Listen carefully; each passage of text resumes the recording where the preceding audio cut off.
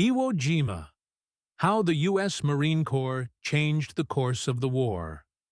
The black sand and the price of freedom. In the winter of 1945, the Pacific Ocean was no longer an empty distance between continents. It had become a battlefield measured in islands, names that sounded small on paper, but swallowed the lives of men and the hopes of nations. And among those names, one would become a monument in the American memory. Iwo Jima. This was not a place built for comfort or mercy. Iwo Jima was black volcanic sand and jagged rock, a harsh scar rising out of the sea. It offered no forests to hide in, no soft earth for deep trenches, no friendly shoreline. It was ground that seemed to reject the living. And yet, American Marines would be ordered to take it yard by yard against an enemy who had transformed the island into an underground fortress. On the beaches of Iwo Jima, the war did not feel like strategy. It felt like survival. Machine guns stitched the sand. Mortars fell like thunder. The air vibrated with steel. Every few seconds, someone's life was changed forever by shrapnel, by fire, by the simple fact of being seen. And still, the line moved forward, because Marines are trained to do what must be done, even when the cost is almost beyond imagination. The world remembers Iwo Jima through one image, the raising of the American flag on Mount Suribachi. But that photograph, powerful as it is only a single heartbeat in a battle that lasted for weeks. Behind that moment were thousands of acts of courage, many unseen, many unnamed, carried out by men who did not fight for fame. They fought for one another. They fought for their country. And they fought because America, in 1945, had decided the war must be finished. Tonight, we walk into that smoke. We will trace the path from strategic planning rooms and carrier decks to the black sands and shattered ridgelines. We will meet the commanders who carried the burden of impossible decisions. We will follow the Marines who did the impossible anyway. And we will understand why Iwo Jima became more than a victory, why it became a definition of American resolve. America's road across the Pacific. By 1945, the United States had spent more than 3 years fighting a relentless war across the Pacific. The early shock of Pearl Harbor had hardened into a national mission. America's factories were roaring, its shipyards launching fleets at a pace the world had never seen, and its young men, farm boys, city kids, sons of immigrants, were being forged into soldiers, sailors, and Marines. The Pacific Campaign was not just a military effort. It was a national mobilization. The strategy was brutal in its simplicity. Advance across the ocean by taking islands that mattered, airfields, harbors, choke points, while bypassing others and leaving them isolated. It was called island hopping, but there was nothing light about it. Each hop meant amphibious assault under fire. Each new beachhead meant casualties. Each victory meant learning, adapting, and preparing for something even harder. The enemy the United States faced was not only skilled, it was determined. Imperial Japan fought with a doctrine that emphasized endurance and sacrifice. Across the Pacific, Americans learned a terrible truth. Many Japanese positions would be defended to the last man. That meant that battles did not end when the enemy broke. They ended when the enemy was physically removed from the battlefield bunker by bunker, cave by cave. As 1944 turned to 1945, American bombers B-29 superfortresses were striking Japan from bases in the Marianas. But those missions were long, dangerous, and vulnerable. Crews flew for hours over open water, faced flak and fighters, and sometimes returned with damaged aircraft that could not make it back. In that brutal arithmetic, a small island halfway between the Marianas and Japan began to look like a lifeline. That island was Iwo Jima. Iwo Jima mattered because it sat in the path of America's air war. Japan used it as an early warning station and a fighter base eyes and fists positioned directly between American bombers and the Japanese homeland. To American planners, capturing Iwo meant fewer bombers lost, more crews saved, and tighter pressure on Japan's ability to continue the war. But nobody believed it would be easy. The island was small, the defense would be dense, and the Marine Corps would be asked to pay the bill. American preparation, the science of an amphibious war. No nation in history had mastered amphibious warfare at the scale the United States did by 1945. An assault like Iwo Jima required a moving city of steel. Transports, landing ships, destroyers, cruisers, battleships, carriers, logistics vessels, hospital ships. Each one a piece of a machine designed to put combat power ashore and keep it alive. The Marine Corps trained for the moment the ramp dropped. They rehearsed loading and unloading under pressure. They practiced moving through surf with heavy packs and weapons. They drilled coordination with tanks, engineers, and flamethrower teams. They learned to call naval gunfire and air support in a language of grid coordinates and urgency. And still, no training beach could fully replicate what waited at Iwo Jima, because Iwo was not just a battlefield. It was a trap built into the earth itself. American planners understood that the first hours would decide the shape of the entire battle. If the beaches became blocked, if landing craft piled up, if units were pinned without room to maneuver, then the assault could stall and the casualty rate could explode. So the operation depended on timing, sequencing, and overwhelming support. Naval guns would smash the island. Aircraft would strike strong points. Then wave after wave would land enough mass to absorb the inevitable shock and still keep moving forward. Behind every rifleman were logistics chains that stretched back thousands of miles.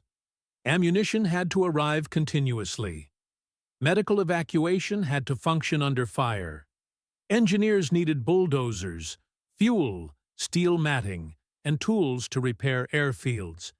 Even water was a tactical issue, because on a volcanic island under constant bombardment, clean water was life. This was the American way of war. Not just bravery, but sustained capability. And then there was the final truth every Marine carried quietly. The plan would not survive first contact. At Iwo Jima, maps would be wrong. Units would become separated. Officers would fall. Radios would break. Smoke would hide landmarks. And so the Marine Corps prepared for something deeper than a plan. It prepared for chaos and for the kind of discipline that can function even when the world collapses into noise. The American force, Marines, Navy, air power. One fighting system. The assault force at Iwo Jima was the embodiment of joint American power. The Marines would be the spear point trained to seize and hold ground in the worst conditions imaginable. The Navy would be the shield and the hammer delivering fire support, protecting the fleet, and keeping the supply pipeline flowing. And American air power carrier aircraft and land-based bombers would strike targets, suppress defenses, and contest the sky. For the Marines, Iwo Jima demanded close combat. This would not be a battle of sweeping maneuvers. It would be a battle of positions, pillboxes, caves, ridgelines, and narrow corridors of fire. It would reward courage, yes, but also patience, teamwork, and relentless method. A bunker might survive bombardment. Then a squad would have to approach it under fire, isolate it, and destroy it, often at terrifyingly close range. For the Navy, Iwo demanded proximity. Destroyers would move in close to shore to hit targets the big ships couldn't see. That took nerve, and it took skill, because a ship close to shore could be bracketed by enemy artillery. Sailors at their stations understood that every accurate salvo could save Marines on the beach. The Navy was not just transporting the war, it was absorbing it. And above it all, the air war continued. Fighters strafed and patrolled. Dive bombers attacked visible fortifications, but Iwo Jima punished air power's limitations. So much of the Japanese defense was hidden under rock, shielded by tunnels, protected by camouflage and terrain.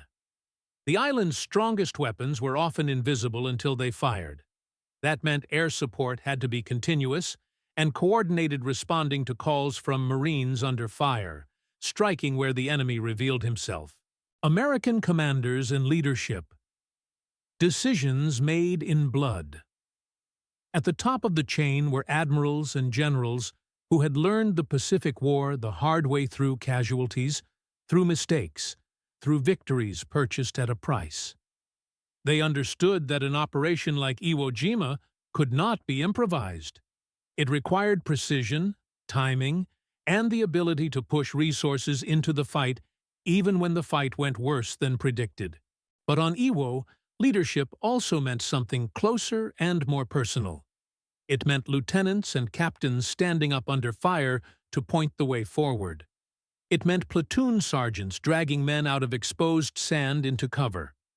It meant a radio operator, often a teenager, staying on the air with bullets snapping around him because that radio could summon the firepower of an entire fleet. In the Pacific War, units frequently lost officers quickly in the opening phases of battle. The enemy targeted leaders because leadership is momentum.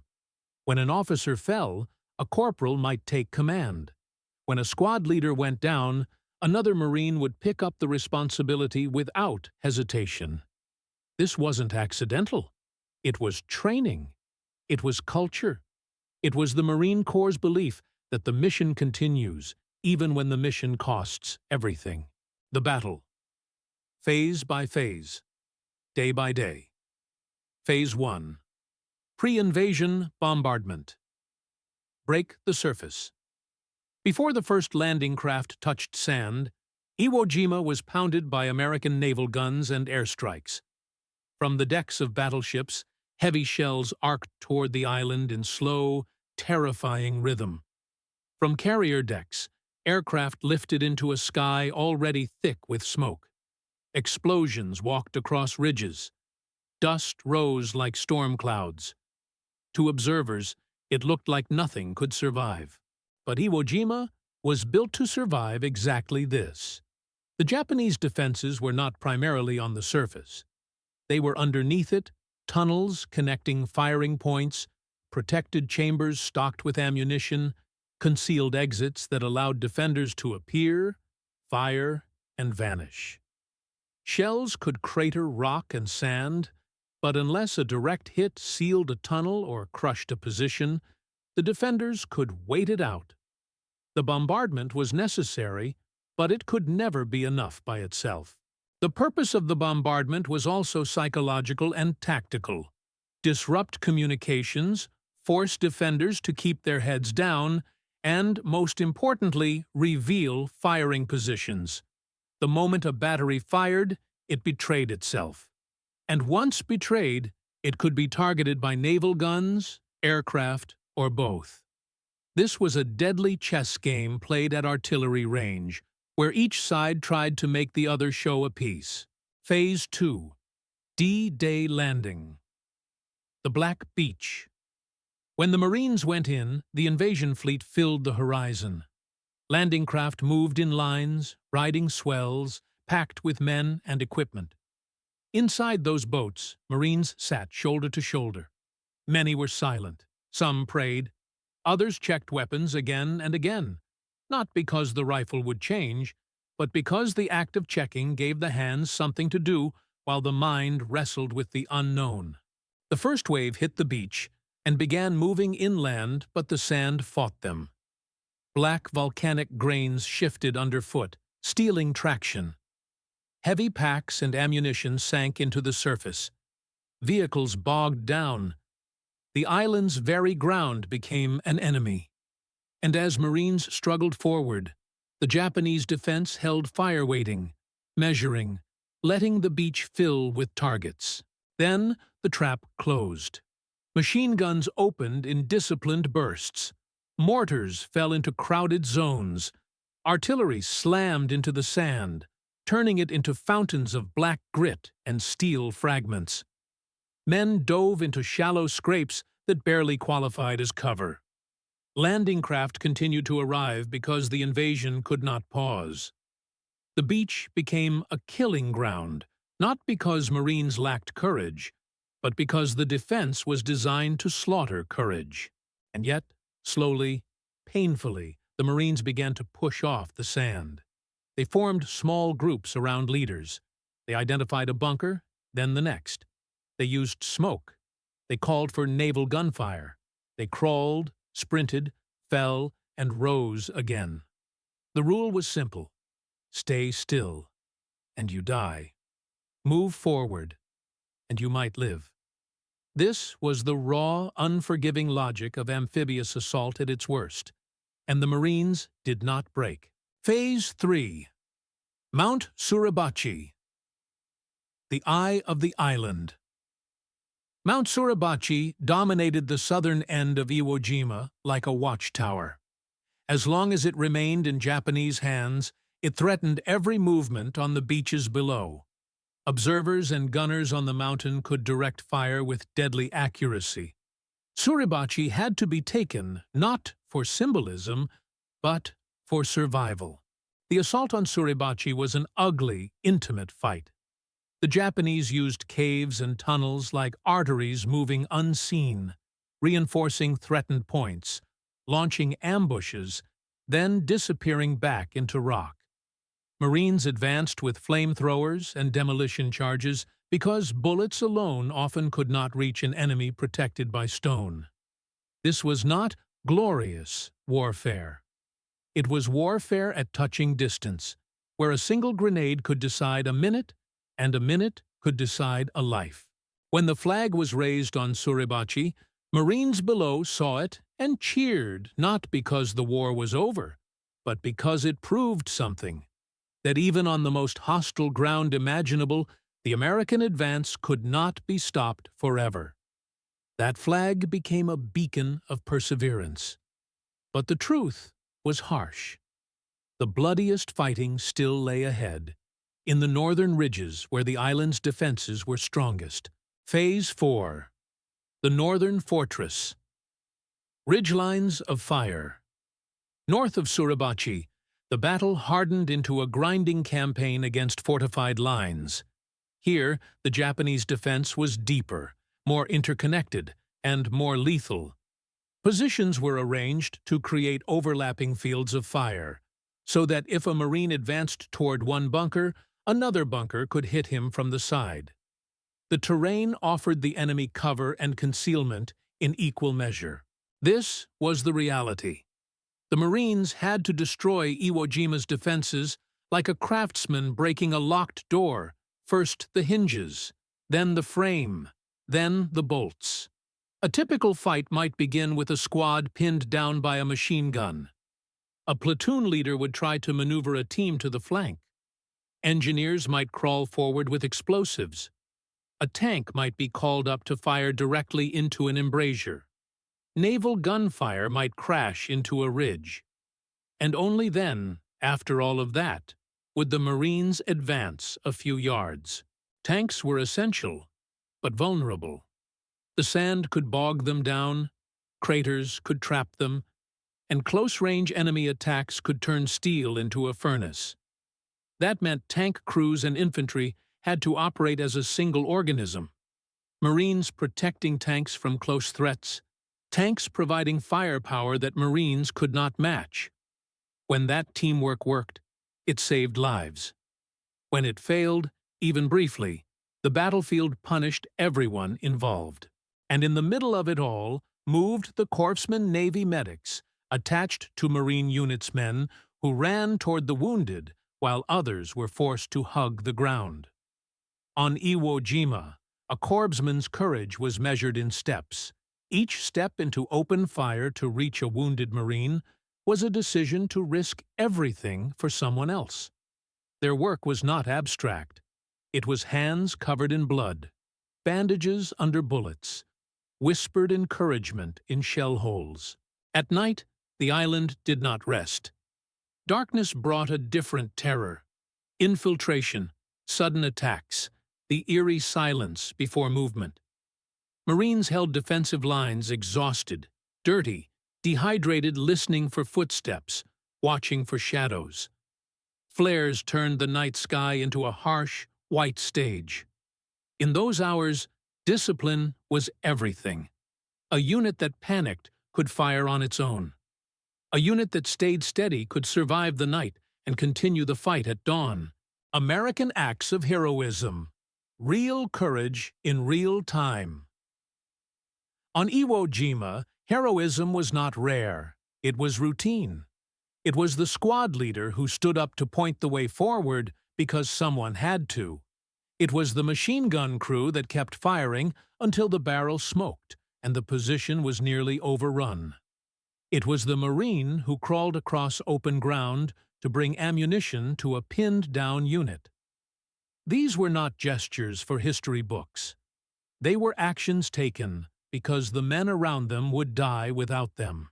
Many of Iwo Jima's most famous stories involve Marines and sailors earning the nation's highest honors by assaulting fortified positions at point-blank range. A single bunker could stall a company.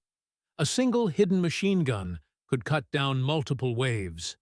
Neutralizing those positions often meant approaching within a few yards, under fire, and delivering explosives or flame into an opening. That kind of combat demands something beyond bravery.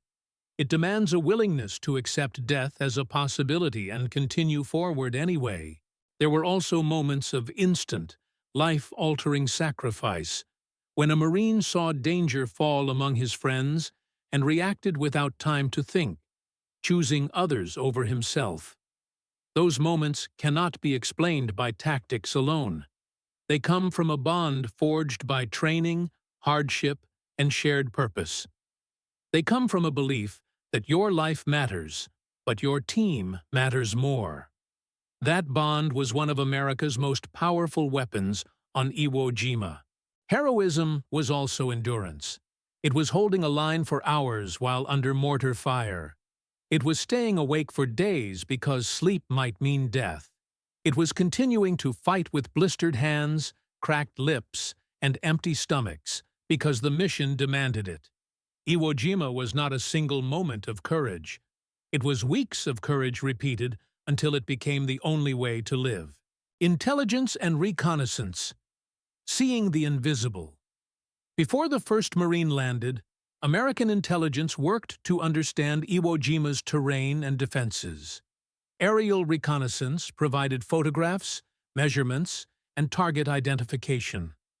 Analysts studied ridgelines and suspected gun positions. Planners tried to predict where the enemy would concentrate fire. But Iwo Jima's greatest defenses were hidden beneath rock, and no photograph could fully reveal a fortress underground. During the battle, the most valuable intelligence came from the men closest to death.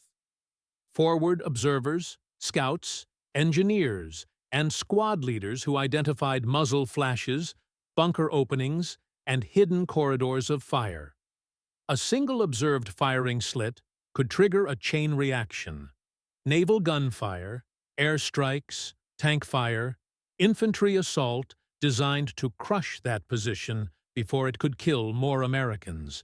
In a broader sense, American intelligence also shaped expectations. By 1945, the U.S. understood that Japan would defend key islands with ruthless determination. That knowledge did not reduce the suffering, but it prevented dangerous illusions. Iwo Jima was not an island meant to be taken quickly. It was an island meant to be endured. And American commanders entered that fight knowing endurance would be the deciding factor. American weapons and equipment. Tools that served the fighter on Iwo Jima. American firepower had to solve a specific problem. Defeat an enemy protected by rock. Rifles and machine guns were essential, but the battle often came down to specialized tools, flamethrowers, demolition charges, satchel explosives, grenades, and direct-fire tank guns. The goal was not destruction for its own sake. The goal was to remove fortified killing points that made movement impossible. At sea, the battleships and cruisers delivered a terrifying kind of support shells that could shatter concrete and rip open ridges. Destroyers moved in close, firing with precision at targets identified by Marines and observers. It was dangerous work, but it demonstrated something fundamental. American power was integrated. The Navy was not separate from the Marines. It existed to keep Marines alive and moving, and at Iwo Jima, sailors risked their own lives to do it. Once parts of the island were secured, American engineers and Seabees began the work that turned victory into strategic value. They repaired and expanded airfields under threat of sniper fire and sporadic attacks. They cleared debris, filled craters, laid surfaces for aircraft. This was combat construction building a weapon out of broken ground. And every runway repaired meant American airmen had a place to land instead of a place to die at sea. Casualties. The cost that can't be measured. Iwo Jima's casualty lists were more than numbers. They were names.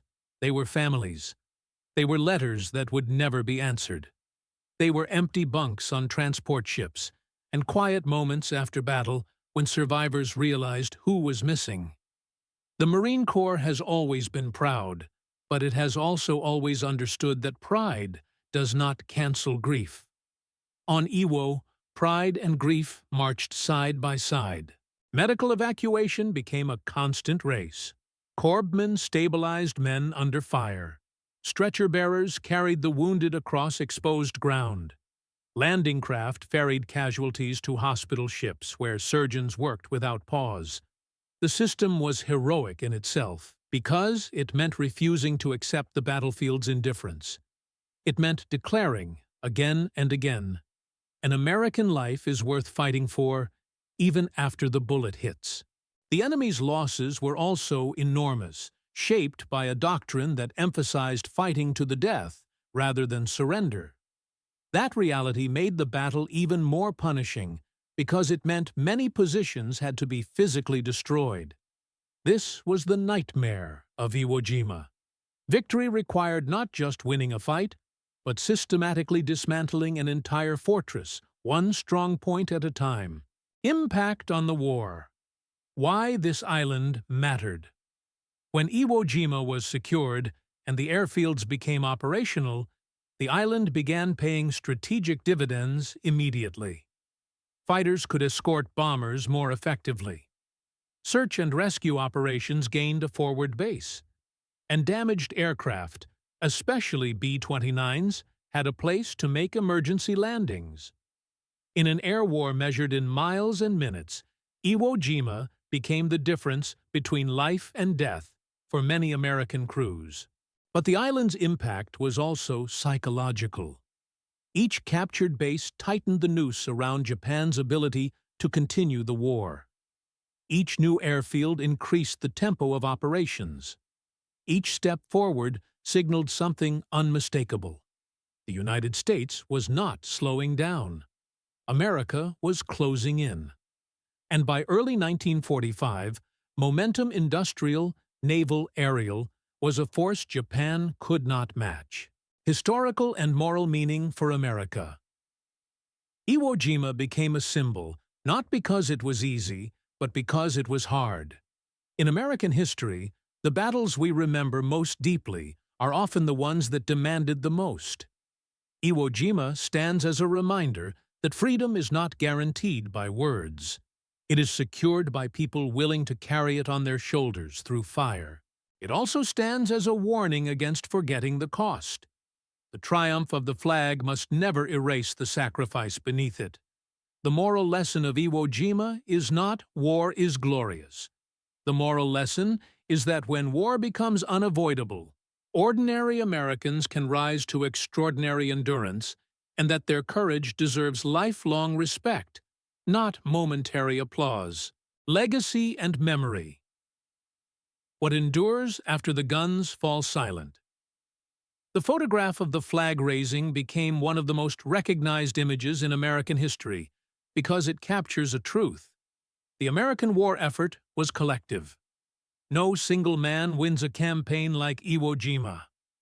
It takes squads, platoons, ship's crews, pilots, engineers, medics, and commanders, each doing their part, often without anyone watching. The image became a symbol of that shared weight. For veterans, the legacy was personal. It was carried in scars, in memories, in the sound of fireworks that could resemble incoming rounds, in the quiet moments when names returned uninvited. For families, the legacy was a folded flag, a telegram, a photograph on a mantle. For the nation, the legacy became a story of courage, one that must be told with honesty, reverence, and gratitude. Memorials matter because they force time to stop for a moment. They make a nation look back and remember that its freedom came through real people. Iwo Jima's memory is not merely about victory. It is about duty. It is about unity. It is about the quiet, unbreakable idea that Americans do not abandon one another on the battlefield or in history. America stands because they stood. On Iwo Jima, America proved something the world could not ignore. Not simply that it had ships, planes, and factories, though it did. Not simply that it had plans, though it did. America proved it had men who would keep moving forward when the ground itself tried to stop them. Men who would carry wounded comrades under fire. Men who would take a hill not because it was easy, but because it was necessary. The flag on Suribachi became an image of victory, but the deeper meaning is the endurance beneath it. The weeks of brutal combat that made that moment possible. Iwo Jima tells the story of the Marine Corps at its hardest. Disciplined, relentless, faithful to mission and to one another. And it tells the story of America in 1945, a nation determined to finish what it began, so that the next generation could inherit peace. And that is why Iwo Jima matters today, tomorrow, always. Because it is a reminder written in volcanic rock and human sacrifice that America's strength is not only measured in weapons, it is measured in character, in duty, in the willingness to stand and to keep standing until freedom has a future. To every patriot watching, if this story means something to you, leave a comment below and let your voice be part of the tribute. What do you think was the single hardest moment for the Marines on Iwo Jima? Those first minutes on the black sand, the climb towards Suribachi, or the brutal fight through the northern ridge lines? And why? If you honor the sacrifice of the greatest generation, and you believe their courage should never be forgotten, hit like, subscribe, and turn on notifications so this channel can keep telling America's wartime story with the respect it deserves. And to the families of veterans, to those who served, and to everyone who still stands when it's hard, thank you. God bless our troops, and God bless the United States of America.